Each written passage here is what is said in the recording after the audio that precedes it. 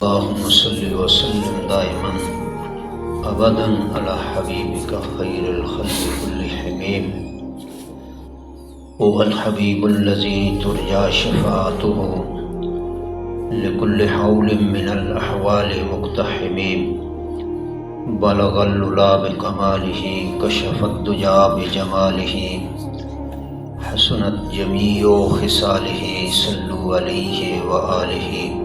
انتہائی واجب الاحترام دوستو، عزیزو، بزرگو، نبی اکرم صلی اللہ تعالی علیہ وسلم کی سیرت طیبہ آپ کے سامنے کئی دنوں سے بیان ہو رہی ہے، اور یہ کتاب میرے ہاتھ میں الروض الباسم من خلق النبی الخاتم شیخ الاسلام ڈاکٹر محمد طاہر القادری صاحب کی، اس میں سے وہ حدیث جس میں حضور علیہ السلام کی خوش طبعی کے ذکر ہیں وہ آپ کے سامنے بیان کیے جاتے ہیں۔ یہ حضور علیہ السلام کی سیرت طیبہ ہے، جس کو ہمیں پورے ذوق اور شوق کے ساتھ اور محبت کے ساتھ سننا چاہیے۔ اس میں بڑی سبق آموز باتیں ہیں۔ تو آج جس حدیث کو میں نے شروع کرنا ہے وہ حضرت انس رضی اللہ تعالی عنہ کی روایت ہے، اور اس کو روایت کیا ہے الحیشمی رضی اللہ تعالی عنہ، اور امام احمد نے اسے نقل فرمایا ہے اپنی کتابوں میں۔ حضرت انس رضی اللہ تعالی عنہ فرماتے ہیں کہ ایک دیہاتی تھا بدو جس کا نام ظاہر تھا، وہ دیہات سے حضور نبی پاک صاحب العلا علیہ السلام کی خدمت میں دیہات کی سبزیاں اور پھل وغیرہ جو ہیں وہ حضور کی خدمت میں لا کے پیش کیا کرتا تھا، تحفے دیا کرتا تھا۔ تو جب وہ واپس ہوتا تھا تو نبی اکرم صلی اللہ تعالی علیہ وسلم بھی اس بندے کو کچھ نہ کچھ بازار میں ملنے والی چیزیں جو ہیں وہ آپ خرید کو اس کے بدلے میں وہ دیا کرتے تھے، اور فرماتے تھے کہ ظاہر ہمارا دیہاتی ہے اور ہم اس کے شہری ہیں۔ اب دیکھیے جی، یہاں جو ادب معلوم ہوتا ہے اور حضور کی سیرت معلوم ہوتی ہے کہ اگر کوئی تحفہ دیتا ہے تو اس کو بھی تحفہ دینا نبی اکرم صلی اللہ تعالی علیہ وسلم کی یہ سنت مطہرہ ہے، لہٰذا ہمیں اگر اسی وقت نہ صحیح تو کسی دوسرے وقت سے یہ نہیں ہو سکتا کہ اسی وقت کوئی چیز اس کے پاس ہو۔ بہرحال اگر ہو تو جاتے ہوئے بھئی یہ بھی بچوں کے لیے لے جانا، یہ اپنے گھر والوں کے لیے لے جانا، ہماری طرف سے یہ تحفہ ہے۔ نبی پاک صلی اللہ علیہ وسلم نے ارشاد فرمایا کہ اس طرح سے محبتیں بڑھتی ہیں، اس طرح سے پیار بڑھتا ہے، اس طرح سے اتحاد و اتفاق کی فضا پیدا ہوتی ہے، بھائی چارے کی فضا پیدا ہوتی ہے۔ تو گرامی حضرات، ہمیں نبی اکرم صلی اللہ تعالی علیہ وسلم کی یہ سنتیں جو ہیں یہ پوری کرنی چاہیے کبھی کبھی۔ ایک بار ایسے ہوا کہ یہی ظاہر منڈی میں آ کے کچھ اپنی چیزیں بیچ رہا تھا، تو آقا نامدار صلی اللہ تعالی علیہ وسلم آپ اس طرف جو ہیں وہ تشریف لے گئے، دیکھا تو ظاہر بیٹھا ہوا ہے، فرمایا یہ تو ہمارا دیہاتی بھائی ہے۔ آقا نامدار نے صلی اللہ علیہ وسلم نے آپ نے پیچھے سے بیٹھ کر اس کی پیٹھ کے پیچھے سے آگے سے اس کے ہاتھوں اپنے سے اس کو اپنی لپیٹ میں لے لیا۔ اب وہ کہتا ہے کون ہے بھائی، چھوڑ دو مجھ کے، کون ہے، چھوڑ دو مجھے۔ تو تھوڑی سی ایسے گردن گھما کے دیکھی اور ہاتھوں کی طرف دیکھا تو آقا نامدار کے ہاتھ مبارک جیسا، اور کس کا ہاتھ؟ حضور کی خوشبو اور کہاں سے آتی تھی؟ تو ان چیزوں سے اس نے پہچان لیا کہ آقا نامدار صلی اللہ تعالی علیہ وسلم ہیں، جنہوں نے مجھے پیچھے سے ایسے اپنے بازوں میں لے رکھا ہے۔ اب جب یہ معلوم ہوا تو عقیدت اور محبت کا انداز دیکھیے، اس صحابی نے حضور کے سینہ مبارک کے ساتھ اپنی پیٹھ کو اس طرح سے جو ہے ملنا شروع کر دیا۔ یہ اس کی عقیدت کا انداز تھا۔ تو نبی اکرم صلی اللہ تعالی علیہ وسلم نے عذرائے مزاح ایسے اعلان فرمایا، بھائی کوئی غلام لینا چاہتا ہے تو لے لے، ہمارے پاس ایک غلام ہے۔ اس کی شکل اور صورت اس کی کوئی اچھی نہیں تھی، خوبصورت نہیں تھا، تو جو بھی کوئی لینا چاہتا ہے پہلے حسن و جمال دیکھتا ہے بندہ۔ تو نبی علیہ السلام نے فرمایا جی یہ ہمارے پاس یہ غلام ہے، اگر کوئی غلام خریدنا چاہتا ہے تو ہم اس کو بیچنا چاہتے ہیں۔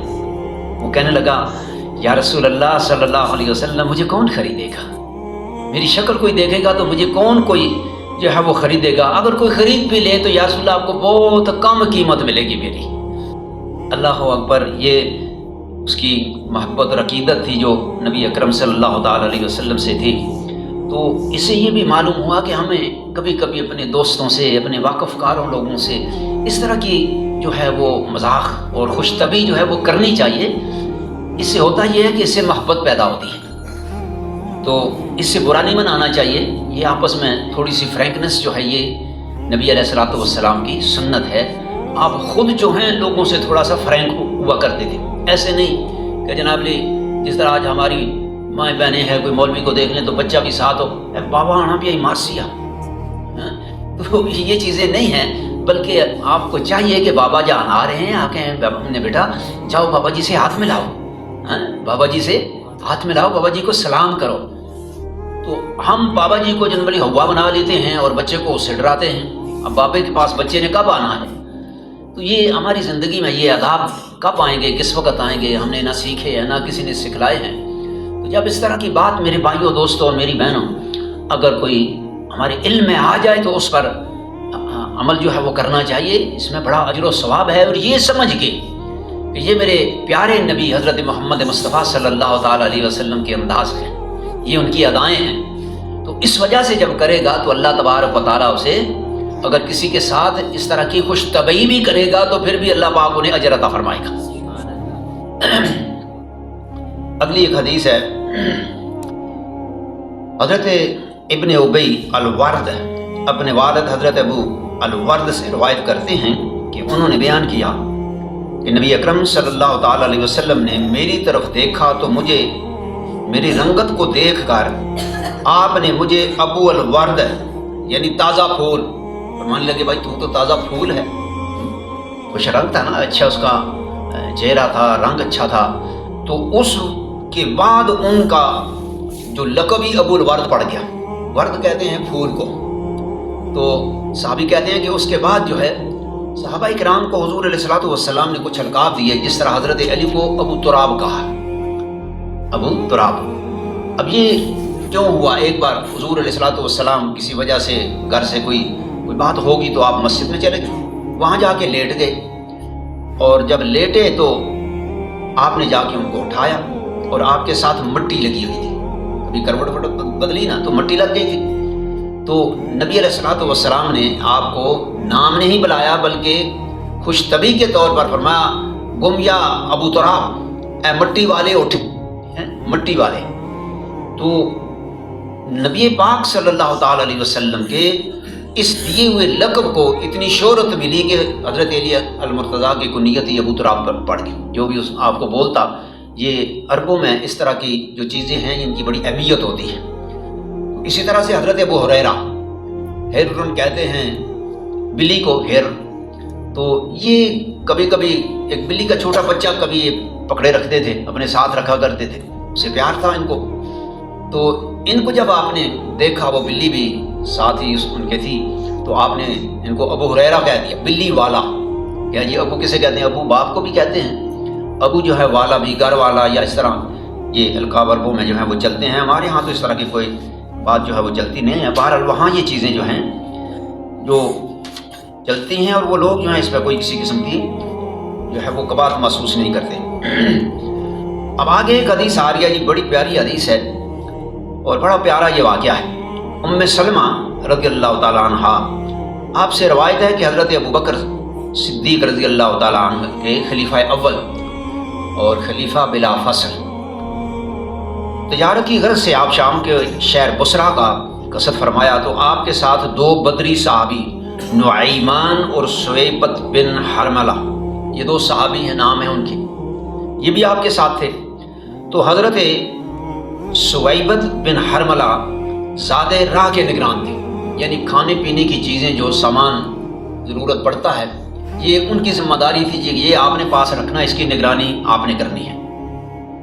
اور حضرت نعیمان نے ان کے کہا کہ مجھے راستے میں کہیں بیٹھے، اور حضرت ابو بکر صدیق جو ہیں وہ کہیں حاجت کے لیے تشریف لے گئے یا وضو کرنے کے لیے تشریف لے گئے۔ تو یہ صحابی جو ہیں دوسرے حضرت نعمان، انہوں نے ان سے کہا کہ اے صہیبت، مجھے کھانے کی جو چیز ہے، مجھے بھوک لگی ہے، مجھے کھانا دو۔ اب ہوا یہ کہ یہ حضرت نعمان کا مزاج انسانے والا اور خوب مزاحیہ تھا۔ انہوں نے حضرت صہیبت سے کہا میں تجھے ضرور غصے سے بھڑکاؤں گا۔ وہ قافلے کے دیگر لوگوں کے پاس گئے اور ان سے کہا، اب انہوں نے کھانا مانگا تو انہوں نے کھانا نہیں دیا کہ جب تک حضرت ابو بکر تشریف نہیں لاتے میں اس وقت تک تمہیں جو ہے وہ کھانا نہیں دوں گا۔ اب وہ جہاں اٹھ کے قافلے کے اندر گھومنے لگ گئے، تو قافلے کے پاس جا کے وہ کہنے لگے، لوگوں میرے پاس ایک عربی میں ماہر، ہوشیار، فصیح زبان والا غلام موجود ہے، اگر کوئی خریدنا چاہے تو وہ اسے خرید لے۔ اب دیکھیں یہ دونوں ساتھی تھے حضرت ابوبکر صدیق کے، اور ایک جو ہے اس کو پاس کھانا پانی تھا، سب کچھ تھا، دوسرے نے اسے کہا جی مجھے کھانا دو۔ انہوں نے کہا جی میں تو نہیں دوں گا جب تک حضرت ابوبکر صدیق نہیں آئیں گے۔ ان کا اچھا ٹھہرو، پھر میں بھی تیرا بندوبست کرتا ہوں۔ تو وہ پھر گھومنے لگ گئے قافلے میں، بھائی میرے پاس ایک بڑا اچھا جو ہے ہوشیار قسم کا جو ہے وہ غلام ہے، اور اگر کوئی خریدنا چاہتا ہے تو وہ خرید لے۔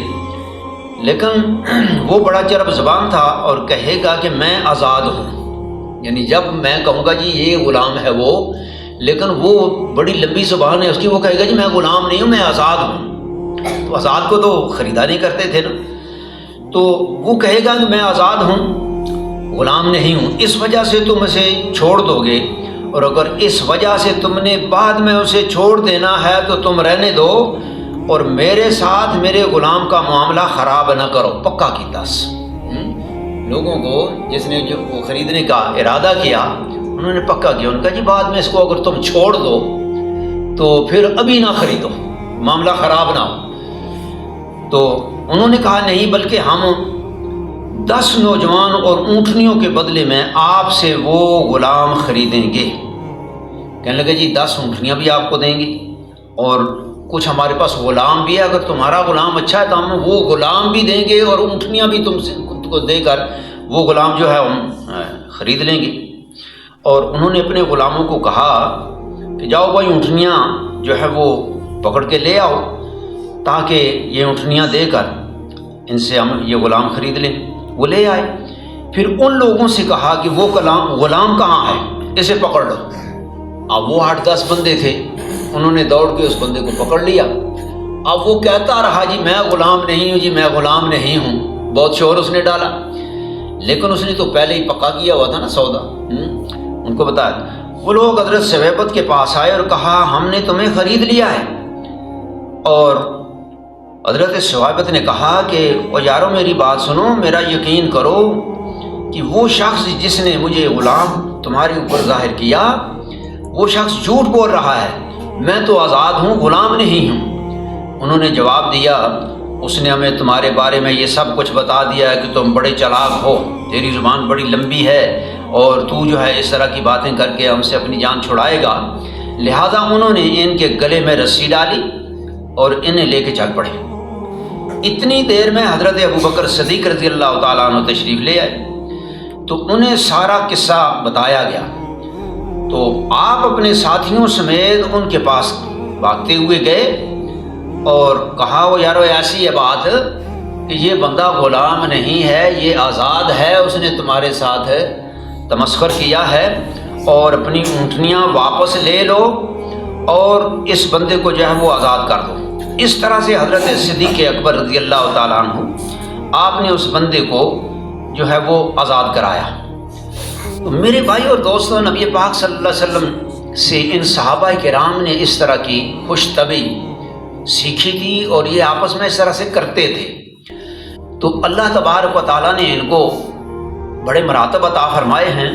تو ایک بار ایسے ہوا کہ حضرت اسید بن خدیر انصاری رضی اللہ تعالیٰ عنہ روایت کرتے ہیں کہ ایک مرتبہ وہ لوگوں سے ہنسی مذاق میں باتیں کر کے انہیں ہنسا رہے تھے کہ حضور نبی پاک صلی اللہ تعالیٰ علیہ وسلم نے ان کے پہلو میں لکڑی سے کچوکا دیا، یعنی لکڑی ایسے آپ نے اس کو لگائی، کیونکہ وہ لوگوں کو ہنسا رہا تھا۔ نبی پاک صلی اللہ تعالیٰ علیہ وسلم نے ارشاد فرمایا ہے کہ لوگوں زیادہ ہنسا نہ کرو، پھر زیادہ رونا پڑے گا۔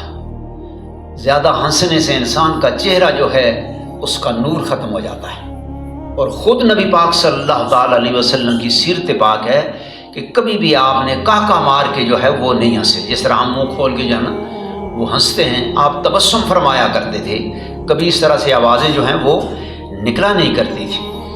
تو وہ لوگ آپس میں باتیں کر رہے تھے اور ہنسا رہے تھے ایک دوسرے کو، تو نبی اکرم صلی اللہ تعالیٰ علیہ وسلم نے اس کو ایسے کھچوکا دیا کہ بس کرو یار، ابھی بہت ہنس لیا تم لوگوں نے۔ تو اب وہ بندہ جو ہے اس نے عرض کیا یا رسول اللہ میں تو آپ سے بدلہ لوں گا۔ ذرا دیکھیے صحابی کہہ رہے ہیں یا رسول اللہ میں آپ سے بدلہ لوں گا، آپ نے مجھے لکڑی کے ساتھ سوٹی کے ساتھ کھچوکا دیا۔ تو آقا نامدار صلی اللہ تعالیٰ علیہ وسلم نے ارشاد فرمایا کہ اے حذیر آؤ، میں محمد حاضر ہوں، اگر تم چاہتے ہو تو جس طرح میں نے تمہیں لکڑی لگائی ہے تو بھی میرے پیٹ میں لکڑی لگا لی۔ اب ذرا دیکھیے اس سے آپ کیا نتیجہ اخذ کرتے ہیں کہ اللہ کے رسول تیار ہو گئے ہیں کہ بدلہ دینے کو صحابی کو۔ اب ہم میں کون اتنی جرت کر سکتا ہے جس کا اتنا اخلاق اعلیٰ ہے کہ وہ اپنے دوست سے اس طرح سے کہے یا اس طرح سے کرے، اپنے آپ کو پیش کر دے۔ اب صحابی کیا کہتے ہیں کہ یا رسول اللہ جب آپ نے مجھے یہ کھچوکا دیا تھا تو میرے بدن پر قمیض اس وقت نہیں تھی۔ نبی اکرم صلی اللہ تعالی علیہ وسلم نے اپنی قمیض اٹھا لی، فرمایا اے میرے صحابی آؤ، میری اب پیٹھ ننگی ہے، تم بھی اسی طرح سے بدلہ لے لو جس طرح سے میں نے تمہیں لکڑی کا کھچوکا دیا ہے۔ اب وہ بھی صحابی تھے، یہ آداب جانتے تھے، اور حضور علیہ الصلوۃ والسلام کے ساتھ تبرک حاصل کرنا چاہتے تھے، آپ کے بدن کے ساتھ تبرک حاصل کرنا چاہتے تھے۔ وہ صحابی جب حضور علیہ الصلوۃ والسلام نے کپڑا اٹھایا نا تو دوڑ کے وہ صحابی آئے اور حضور کے اس ننگے بدن کو چومنے لگے۔ آپ کو بتاؤں ایک حدیث پاک ہے، وہ حدیث میں نے غالباً پہلے کہیں سنائی ہے۔ قافلہ نبی پاک صلی اللہ تعالی علیہ وسلم کی بارگاہ میں آیا اور نبی پاک صلی اللہ علیہ وسلم نے ان کے پہنچنے سے پہلے اعلان فرما دیا کہ اب ادھر سے قافلہ چلا آ رہا ہے اور وہ اہل مشرق میں سے سب سے زیادہ بہترین لوگوں کا قافلہ جو یہاں آ رہا ہے۔ اب صحابہ کرام ادھر دیکھنے لگے، تھوڑی دیر گزری تھی کہ وہ قافلے کے لوگ جو ہیں اپنی سواریوں کے ساتھ نمودار ہو گئے، آئے اور جب حضور کی چہرہ پاک پر نگاہ پڑی تو سب نے اپنی سواریاں چھوڑ دیں اور سواریوں پر سے چھلانگے لگا کے حضور علیہ الصلوۃ والسلام کی بارگاہ میں آ گئے اور آپ کے ہاتھ اور پاؤں جو ہے وہ چومنے لگ گئے۔ گرامی حضرات، ان صحابہ کرام نے ہمارے لیے ایسی آسانیاں پیدا کر دی ہیں۔ حضور علیہ الصلوۃ والسلام نے اس کا انکار نہیں فرمایا کہ یہ تم کیا کر رہے ہو۔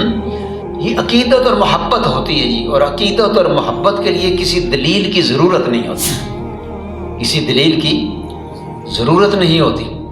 ایک بار ایک اور حدیث سنا کے بعد ختم کرتے ہیں کہ آقا نامدار نے وضو فرمایا، جب ایسے وضو فرما رہے ہیں تو پانی نیچے گر رہا ہے، صحابہ کرام نے آگے اپنے ہاتھ نیچے رکھ لیے اور وہ پانی لے کر اپنے چہروں پر ملنے لگ گئے۔ آقا نامدار نے پوچھا بھئی یہ آپ نے کس لیے کیا؟ آپ نے اس پر کوئی فتویٰ نہیں لگایا، انہیں کوئی ڈانٹ ڈپٹ نہیں دکھائی، سختی نہیں کی، بلکہ آرام سے پوچھا میرے صحابہ یہ تم نے کیوں کیا؟ کیونکہ پہلی بار انہوں نے کیا تھا، اس سے پہلے بھی ہوتے رہے، لیکن ان سے پوچھا یہ کیوں کیا ہے؟ تو صحابہ کرام نے عرض کی یا رسول اللہ ہم نے اللہ اور اللہ کے رسول کی محبت میں کیا ہے، اللہ اور اللہ کے رسول کی محبت میں کیا ہے۔ تو اب دیکھیں یہاں کوئی دلیل تو نہیں تھی نا پہلے، نہ رسول اللہ نے ان کو فرمایا تھا کہ میرے اس طرح سے غسالہ جو ہے پانی کا وہ اپنے ہاتھوں پہ لے کے جسم پہ چہروں پہ مل لیا کرو۔ آقا بھی جانتے تھے کہ محبت جو ہوتی ہے نا اس کے لیے دلیل کی ضرورت نہیں ہے۔ ہم تو یہاں دلیلیں مانگتے ہیں، محبت میں بھی اگر کوئی کام ہو جائے اس کی دلیل دو جی، اس کی دلیل دو جی، قرآن سے دلیل دو جی، حدیث سے دلیل دو۔ بشمار کام ایسے ہیں کہ جن پر آقا نامدار نے بھی دلیل نہیں پوچھی، حضور نے نہیں پوچھا کیا کوئی میری حدیث ہے تمہارے پاس، کیا کوئی قرآن کی آیت ہے تمہارے پاس کہ نبی کے پانی کا غسالہ جو ہے اس کو جو ہے اس طرح سے جم لے کے اپنے چہروں پر ملو اور جسم کے اوپر ملو۔ تو کہنے لگے یا رسول اللہ ہم نے اللہ اور اللہ کے رسول کی محبت میں یہ کیا ہے۔ آقا نامدار نے ارشاد فرمایا کہ اگر میں تمہیں ایک محبت کا اور انداز نہ بتاؤں اللہ اور اللہ کے رسول کے ساتھ، جس کی وجہ سے اللہ اور اللہ کا رسول تم سے محبت کرے. یہ تو تمہاری محبت ہے نا اللہ اور اللہ کے رسول کے ساتھ. جب یہ کام کرو گے تو اللہ اور اللہ کا رسول تمہارے ساتھ محبت کرے گا. اللہ اکبر. عرض کی یا رسول اللہ وہ بتائیں. تو حضور نے فرمایا کہ جب بات کرو تو جھوٹ نہ بولو، تمہاری بات ہمیشہ سچی ہونی چاہیے. چاہے تم جہاں کہیں بھی ہو، تمہاری بات جب بھی کرو تو سچی ہو. دوسری بات ارشاد فرمائی کہ اپنے ہمسایوں کے ساتھ اچھا سلوک کرو. کیا؟ ہمسایوں کے ساتھ اچھا سلوک کرو. تو یہ دو باتیں ایسی ہیں کہ تیسری بھی ہے، میرے ذہن سے نکل گئی. تیسری بھی بات ہے، فرمایا کہ اگر یہ کچھ کرو گے تو پھر اللہ بھی تم سے محبت کرے گا، اللہ کا رسول بھی تم سے محبت کرے گا. تو میرے بھائی اور دوستو، اللہ اور اللہ کے رسول کی محبت، یہ جو آپ بیٹھ کے سن رہے ہیں، یہ بھی اللہ اور اللہ کے رسول کی محبت ہے. باتیں تو رسول اللہ کی ہو رہی ہیں نا. تو یہ رسول اللہ کی باتوں کو سننا، یہ بھی رسول اللہ سے محبت کی علامت ہے. تو جو مسلمان اللہ کے رسول کی باتوں کو سن نہیں سکتے، روٹی کیا جناب جی جلدی ہوتی ہے، روٹی ٹھنڈی نہ ہو جائے، ہاں جی، تو اور تو کام ہوتا نہیں ہے، بس روٹی ہی ہوتی ہے. اس وقت کام کاج تو ختم ہو جاتے ہیں، روٹی کے لیے ہم دوڑ کے جاتے ہیں، جی روٹی ٹھنڈی ہو جائے گی، گھر میں غیر حاضری کہیں نہ لگ جائے. تو روٹی مل جائے گی، مگر میرے دوستو یہ کچھ آپ کو دوبارہ نہیں ملے گا، یہ کچھ دوبارہ نہیں ملے گا. کوشش کیا کریں کہ جب اللہ اور اللہ کے رسول کی بات ہو، ان کی فضائل کی بات ہو، ان کی عظمتوں کی بات ہو، تو انہیں پوری محبت کے ساتھ، پوری عقیدت کے ساتھ سنا کرو، اور اس کو پھر آگے بیان بھی کیا کرو، اور اس پر عمل بھی کیا کرو. اللہ تبارک و تعالی مجھے اور آپ سب کو اپنے رسول کی بھی محبت عطا فرمائے، اپنے نبی کی بھی محبت نصیب فرمائے. وما توفیقی الا باللہ.